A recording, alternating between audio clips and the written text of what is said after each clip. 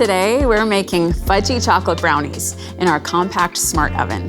To start, turn the function dial to bake.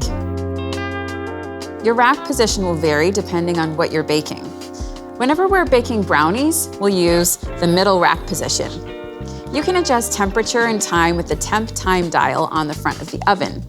Now let's preheat the oven to 350 degrees Fahrenheit. Turn the temp time dial to adjust the baking temperature.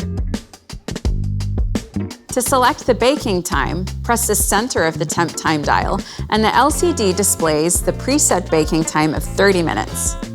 Turn the dial to adjust. Cut your baking paper large enough to reach the edges of the baking tray, as this will allow for adequate heat circulation.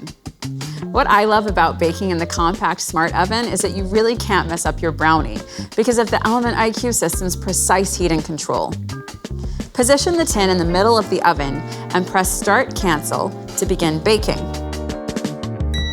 So quick and easy. A quick skewer test, and if it comes out slightly gooey, yes, it's perfect.